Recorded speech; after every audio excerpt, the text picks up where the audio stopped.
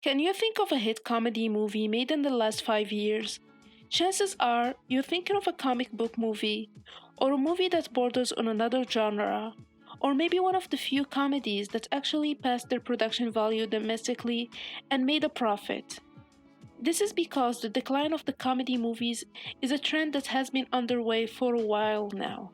And even though people are still showing a strong interest in stand up and comedy TV shows, this interest doesn't translate necessarily to cinema.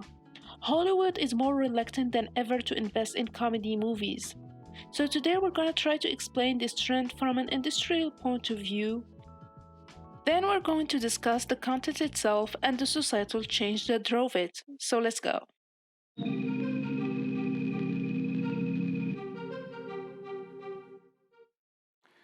It is a year of firsts for Hollywood. Domestically, studios in the country raked in a record-breaking $10.8 billion in 2012. Internationally, 15 of the year's top 20 pictures grossed more abroad than here in North America. And that's a huge percentage of that came from China. While fewer Americans are going to the movies, it is a totally different story in other parts of the world, where cinema is booming. Emerging economies are responsible for most of that growth, and there is plenty of room for more.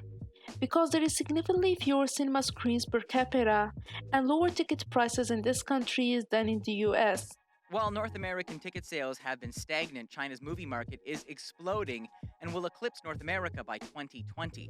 But the country only lets in about 34 foreign films a year.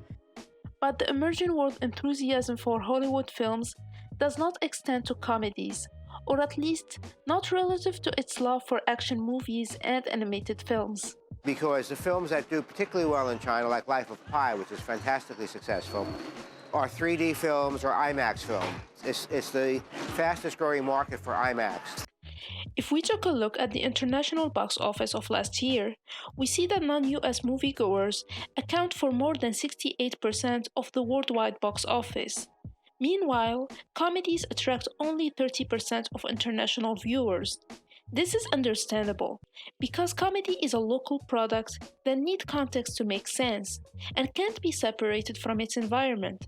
So in the word of one distributor, comedies don't travel well, unless they're centered around a huge star, or filled with continuous action scenes, or a remake of another movie. And studios are focusing their money and time on franchises with broader appeal. But if international markets continue to drive decision making, comedies may continue to disappear from cinemas, and the genre will be left to indie movie makers and the world of television. What am I gonna do without you girls next year? Nobody around here even attempts the Thursday. Well, Amy and I are gonna Skype the puzzle every single week, so we will send you our Sunday times. J.J. Abrams commented on this issue while talking about the underperformance of Booksmart. He said, "When you have a movie that is entertaining, well-made, and well-received as Booksmart, not doing the business it should have, it really makes you realize that the typical Darwinian fight to survive is completely lopsided now. Everyone is trying to figure out how we protect the smaller films that aren't four-quadrant mega releases. Can they exist in the cinemas?" And this trajectory does not seem far-fetched at all, as more and more genres keep borrowing from comedy and use it as a tool to lighten the mood. What makes the comedy movie experience less exciting in comparison? And from the point of view of the average viewer, why bother watch a comedy movie when you can watch a thriller or a horror movie with a comedic flair? Why wait for a summer comedy when the Marvel movie in hand can make you laugh harder and give you an epic cinematic experience? No, I don't even like the Hulk. He's all like, smash, smash. I prefer you. Thanks. And speaking of Marvel Studios, the undefeated top dog of the last decade, from the start of its cinematic universe in 2008, it didn't attempt to recreate the somber tone of Christopher Nolan movies.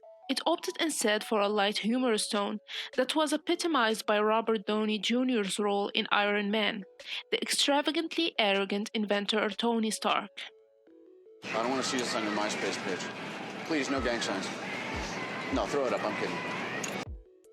Since then, Marvel has continued moving further toward outright comedy, turning to well-known comedy actors such as Chris Pratt and Paul Rudd to fill out its cast of heroes.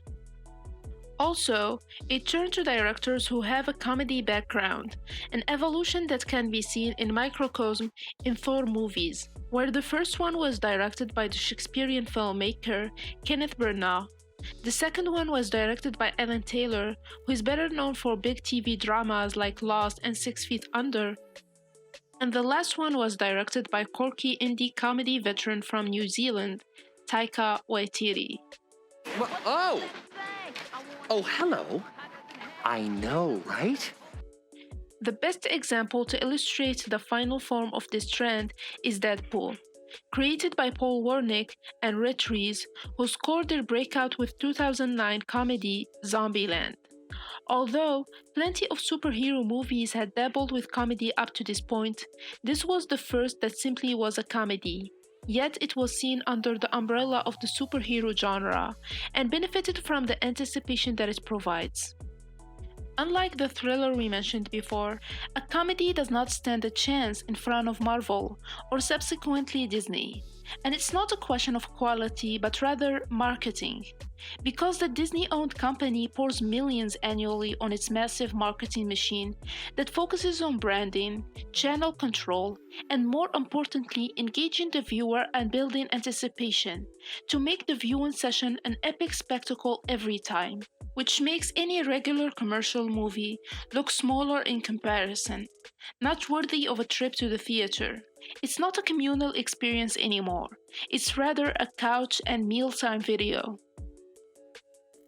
As Kumail Nanjiani said, people go to Netflix for comedy, and they now think of movie theaters as the place of event movies and blockbusters.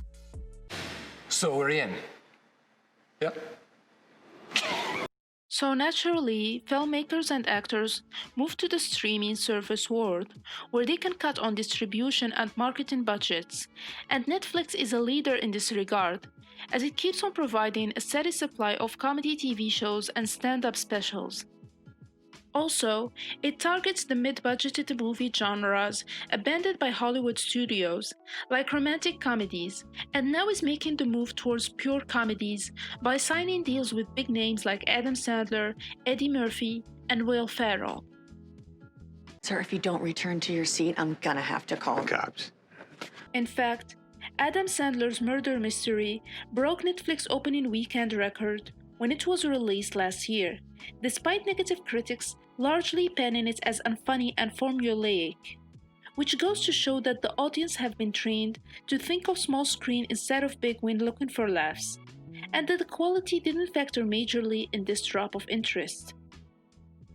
Even in recent times, plenty of terrible comedies have raked in earnings, only based on star power or sequel power, so perhaps the problem is not that the content is bad, but the fact that it didn't change. Why is that smoke ring so good? How did he do that? Oh, you broke it. You broke it. Throughout the 2000s and the early 2010s, one single trend has dominated big screen comedy. The hallmarks of this trend will be familiar to anyone who has seen a mainstream comedy in that period. Its creators and stars are usually either a Saturday Night Live alumni like Will Ferrell, Amy Poehler, Andy Samberg, or Kristen Wiig, or Judd Apatow and his stable collaborators of Seth Rogen, Jason Segel, and Paul Rudd. And the heroes are usually careless, sex-obsessed man-children, with few exceptions where women got on the act with Bridesmaids and the films of Melissa McCarthy. But the tone is the same, is loud, loose, and almost always very raunchy and bawdy. Or aren't you? I just chugged a 40 with my asshole. I'm a team player. Now though, after a decade and a half of dominance, there is a sense that the joke is wearing thin. People are growing out of the over-the-top behavior that have been fueling comedy for a long time now, and caused an audience fatigue. Even though the tone has shifted slightly in the last 5 years, and became more diverse, and oriented towards coming-of-age stories and family relationships, The problem remains the same with few exceptions. The characters are one-dimensional, the stories are underwhelming, and the jokes lack creativity. This could be interpreted as a reaction to the call-out and outrage culture on social media that make it harder for comedies to pass muster. And maybe the screenwriters are just avoiding what could be perceived as risky subjects. Or after all, maybe they're desperate to appeal to foreign audiences and trying to give them something so generic that they can also relate to. Personally, I don't believe something can stand on the way of a well-thought-out project. Comedies have found a new medium, and there is no excuse for the lack of imagination, the over-reliance on jokes, and the repetitive stories. Renovation cannot be accomplished with a simple quota. It means also being open to new talents with new narratives.